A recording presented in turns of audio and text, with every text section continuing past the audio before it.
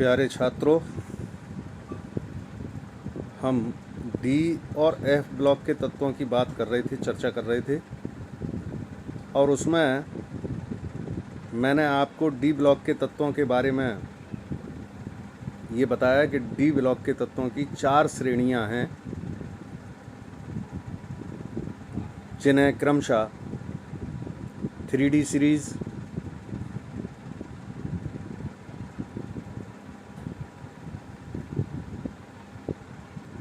जिसमें परमाणु क्रमांक 21 से लेकर के परमाणु क्रमांक 30 तक के 10 तत्व। दूसरी सीरीज़ थी 4D सीरीज़, उसमें परमाणु क्रमांक 39 से लेकर के परमाणु क्रमांक 48 तक के तत्व। तीसरी थी 5D सीरीज़, उसमें परमाणु क्रमांक 57 वाला मतलब लेंथेनम, और लेंथेनम से फिर बाद के जो तत्व हैं 58 से 71 तक के, वो तो नीचे 14 रख दिए गए हैं, लेंथेनाइड कहलाए। और 72 से लेकर के, यानी लेंथेनम प्लस 72 से लेकर के परमाणु क्रमांक 80 तक के तत्व, ये 5D सीरीज़ में आते हैं 10। और फिर अगली थी 6D सीरीज़, 6D श्रेणी, जिसमें परमाणु क्रमांक 89, जिसको एक्टिनियम कहते हैं, और एक्टिनियम के बाद के मानी 90 से 103 तक के, वो सब एक्टिनाइड कहलाए। उन्हें आवर्त सारणी में नीचे एफ ब्लॉक के रूप में रखा गया है। और एक्टिनियम और परमाणु क्रमांक 91, परमाणु क्रमांक 90 से 103, और इधर आ गए फिर 104 से एक्टिनियम 89 वाला, और 104 से लेकर के परमाणु क्रमांक 112 तक के ये 10 तत्व। इस प्रकार से टोटल कुल मिलाकर के 40 के लगभग ये तत्व होंगे, पूरे 40। तो इन सभी तत्वों को हमने रखा है डी ब्लॉक में, और इन्हें 4 श्रेणियों में बांट लिया। 3D, जैसा मैंने अभी बताया और उस दिन भी समझाया था आपको। अब अगली बात करते हैं, और आगे की जो बात है उसमें आवर्त सारणी में स्थिति की बात करते हैं डी ब्लॉक की। मैंने उस दिन बताया भी था आपको वैसे कि बाईं तरफ एस ब्लॉक के वर्ग संख्या 1 और 2 के तत्व रखे हुए हैं, और बिल्कुल दाईं तरफ वर्ग संख्या 13, 14, 15, 16, 17, 18 मानी 6 जो वर्ग हैं वो पी ब्लॉक के हैं। और डी ब्लॉक के तत्व बीच में रखे हुए हैं, इन दोनों एस और पी ब्लॉक के बीच में। और डी ब्लॉक के अंदर 10 वर्ग आते हैं। वर्ग संख्या IUPAC के अनुसार तीसरे से लेकर के 12वें तक के। और ये जो डी ब्लॉक है, डी ब्लॉक को अगर हम देखें तो ये पहले आवर्त में नहीं है, दूसरे आवर्त में भी नहीं है, तीसरे आवर्त में भी नहीं है। इनका जो विभाजन होता है, यानी डी ब्लॉक जहाँ से शुरू होता है वो चौथे आवर्त से शुरू होता है। चूंकि इन तत्वों के विशेष गुण आपको कक्षा 11 में मेंडलीफ की पीरियोडिक टेबल में मैंने बताए थे, एक बार रिपीट भी कर रहा हूँ कि यह सभी तत्व परिवर्ती संयोजकता प्रदर्शित करते हैं। लिखते जाएं, नोट करते जाएं। ये सभी तत्व परिवर्ती संयोजकता, बदलने वाली संयोजकता प्रदर्शित करते हैं। दूसरा गुण था ये सब अनुचुंबकीय गुण दर्शाते हैं। तीसरा था ये रंगीन आयन बनाते हैं। चौथा था ये जटिल आयन बनाते हैं। और पांचवा था उत्प्रेरक के रूप में काम में लाए जाते हैं। ये सब इन तत्वों के विशेष गुण थे। चूंकि ये परिवर्ती संयोजकता प्रदर्शित करते हैं और इनके बाहरी दो कक्षाएं जिनका इलेक्ट्रॉनिक कॉन्फ़िगरेशन मैंने आपको कक्षा 11 में भी बताया था, फिर आज बता रहा हूँ, क्योंकि बाहरी कक्षा को हम स्मॉल n से प्रदर्शित कर रहे हैं, तो उससे अंदर वाली जो कक्षा होगी वो n-1 होगी। तो इनका मैंने अभी कहा कि बाहरी दो कक्षाएं अपूर्ण होती हैं, तो बाहरी कक्षा तो n वाली है ही है अपूर्ण, मानी n के जो s ऑर्बिटल है उसमें 1 से लेकर 2 इलेक्ट्रॉन होंगे, लेकिन इससे अंदर वाली कक्षा पेनल्टीमेट शेल जिसको हम n-1 से शो करेंगे वो भी अपूर्ण होती है और उसके d ऑर्बिटल में 1 से लेकर 10 तक इलेक्ट्रॉन होते हैं। तो जो अंतिम दो कोशों का इलेक्ट्रॉनिक विन्यास है वो n-1 d1 to 10 ns1 to 2 होता है।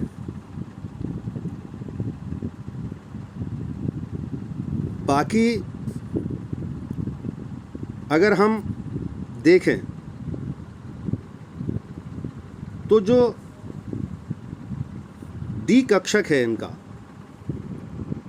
उस डी कक्षक में 1 से लेकर के 10 तक इलेक्ट्रॉन हो सकते हैं। और चूंकि n-1 डी और जो बाहरी कक्षा ns है, उन कक्षकों की n+l रूल से अगर हम ऊर्जाएं निकालें तो उन ऊर्जाओं में बहुत कम अंतर होता है। मतलब 3D श्रेणी के जो संक्रमण तत्व हैं उनमें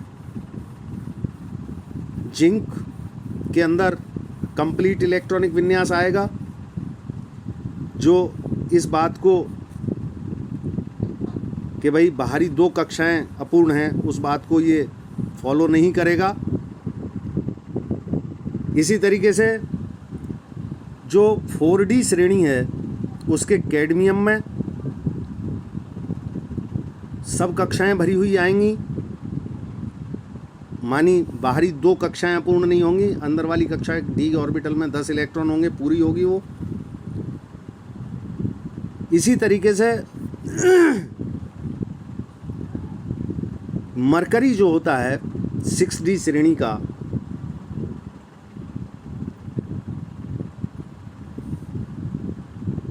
सॉरी 5D श्रेणी का, तो 3D श्रेणी का जिंक, 4D श्रेणी का कैडमियम जो लास्ट एलिमेंट हैं, क्योंकि पहली श्रेणी थी 21 से लेकर के परमाणु क्रमांक और 30 तक, दूसरी श्रेणी थी 39 से 48 कैडमियम तक, तो बाद वाला कैडमियम आया, वहाँ 30 वाला जिंक आएगा, तो जिंक हो गया 3D श्रेणी का, कैडमियम हो गया 4D श्रेणी का। ठीक इसी प्रकार से जो 5D श्रेणी थी उसका लास्ट मेंबर है मरकरी, जिसका परमाणु क्रमांक 80 होता है, उसका भी इलेक्ट्रॉनिक विन्यास लिखेंगे तो उसके भी बाहरी कक्षा से जो पहले वाली कक्षा होगी उसके डी ऑर्बिटल कंप्लीट आएगा, उसमें 10 इलेक्ट्रॉन आएंगे। यही कारण है कि इन तीनों को हम संक्रमण तत्व नहीं मानते। प्रश्न आ जाता है कभी कभी लिखने के लिए कि कारण सहित स्पष्ट कीजिए कि भाई जिंक, कैडमियम और मरकरी संक्रमण तत्वों के अंतर्गत अर्थात डी ब्लॉक के तत्व होते हुए भी उन्हें संक्रमण तत्व नहीं माना जाता। क्यों? तो आप कारण बताएंगे। क्योंकि डी ब्लॉक के तत्वों में बाहरी दो कोश इनकम्प्लीट होने चाहिए, परंतु जिंक, कैडमियम और मरकरी में पेनल्टीमेट शेल मतलब बाहर से अंदर वाला कोश अपूर्ण ना होकर के पूर्ण होता है। उसके डी में 10 इलेक्ट्रॉन पाए जाने के कारण इसलिए इन तत्वों को संक्रमण तत्व नहीं माना जा सकता। तो ये बात हो गई।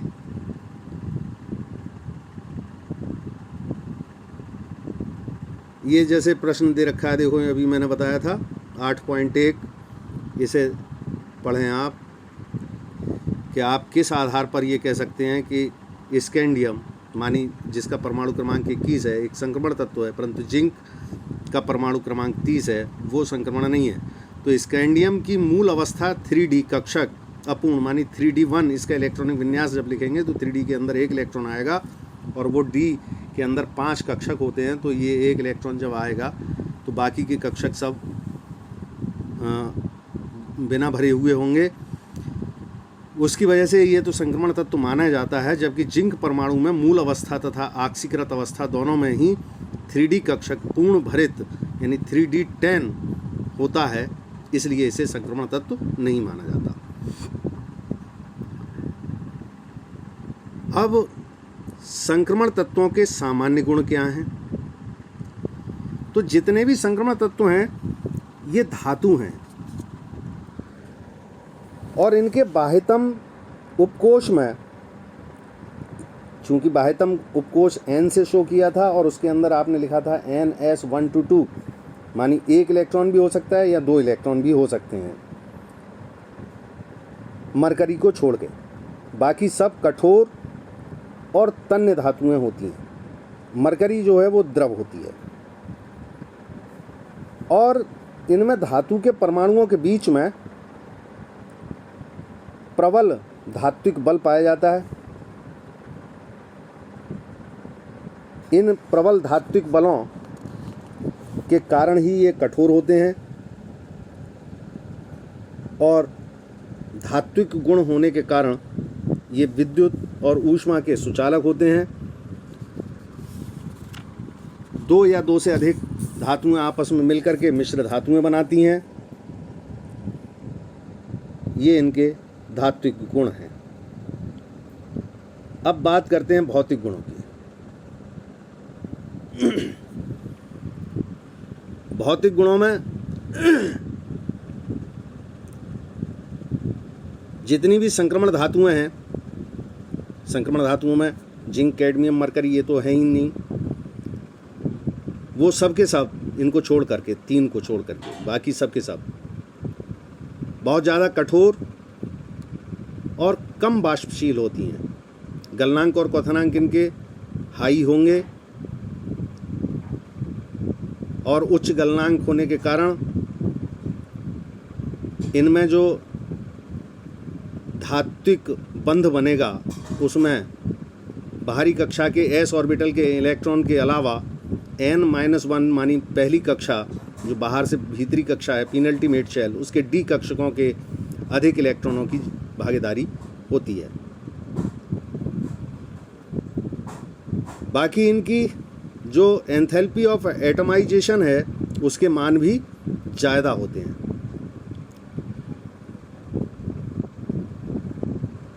तो ये इनके विशेष गुण हैं। बाकी जो परमाणु त्रिज्या है संक्रमण तत्वों की परमाणु त्रिज्या, तो एस ब्लॉक की चूंकि आपने पढ़ा था कि जब बाईं से दाईं ओर जाते हैं तो परमाणु का आकार छोटा होता जाता है।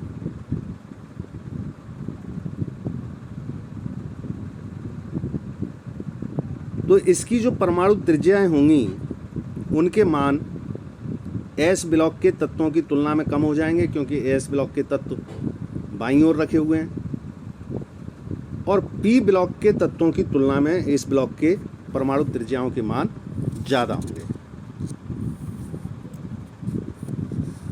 उसका कारण बताया था मैंने कि प्रभावी नाभिकीय आवेश और स्क्रीनिंग इफेक्ट ये दोनों कार्य करते हैं, जिसके कारण परमाणु त्रिज्याएं किसी भी आवर्त में बाईं से दाईं ओर जाने पर क्रमशः घटती जाती हैं। जबकि ऊपर से नीचे को चलेंगे तो कक्षाओं की संख्या बढ़ेगी, आवर्त संख्या बढ़ने के साथ साथ, क्योंकि आवर्त संख्या ही कक्षाओं की संख्या है। तो ऐसी स्थिति में जब कक्षाओं की संख्या बढ़ेगी तो निश्चित बात है कि परमाणु का आकार भी बढ़ेगा। परमाणु का आकार बढ़ेगा तो त्रिज्या भी बढ़ेगी। तो वर्ग में जब ऊपर से नीचे को चलते हैं तो परमाणु त्रिज्याएं बढ़ती ही हैं। बाकी आयनिक त्रिज्या की बात करें तो आवर्त में बाएं से दाईं जाने पर आयनिक त्रिज्या घटती जाती है, और समूह में जब ऊपर से नीचे की ओर चलते हैं तो आयनिक त्रिज्या बढ़ती जाती है। घनत्व की अगर बात करें तो घनत्व बराबर द्रव्यमान बटे आयतन होता है। अब जब परमाणु त्रिज्या ही इनकी कम होगी तो घनत्व हाई होगा, ज़्यादा होगा। यानी आवर्त में बाईं से दाईं जाने पर घनत्व बढ़ता जाता है, क्योंकि त्रिज्या घटती है तो घनत्व बढ़ेगा। त्रिज्या घटेगी तो आयतन घटेगा, आयतन घटेगा तो घनत्व बढ़ेगा, क्योंकि द्रव्यमान बटे आयतन है घनत्व बराबर। इसी तरीके से हम आयनन एंथैल्पी की अगर बात करें तो संक्रमण धातुओं की जो आयनन ऊर्जा है वो S और P ब्लॉक के तत्वों के बीच होती है, क्योंकि इनकी आयनिक त्रिज्या कम है। लिहाजा इनकी आयनन ऊर्जा का मान S ब्लॉक से कुछ ज़्यादा होगा और P ब्लॉक से कुछ कम होगा, इन दोनों के बीच का होगा। तीसरी बात, अगली बात, संक्रमण धातुएं S ब्लॉक की अपेक्षा कम क्रियाशील होती हैं, क्योंकि उनकी आयनन ऊर्जा S ब्लॉक से ज़्यादा होती है, लिहाजा क्रियाशीलता इनकी कम। जब इन धातुओं पे अम्ल की क्रिया कराते हैं तो इनकी सतह पर एक ऑक्साइड की परत बन जाती है, और इनकी जो आयनों की जल योजन ऊर्जा होती है वो भी बहुत कम होती है। यहाँ तक कि प्लेटिनम और गोल्ड की क्रियाशीलता तो इतनी कम होती है कि उन्हें हमने उत्कृष्ट धातु मान लिया है।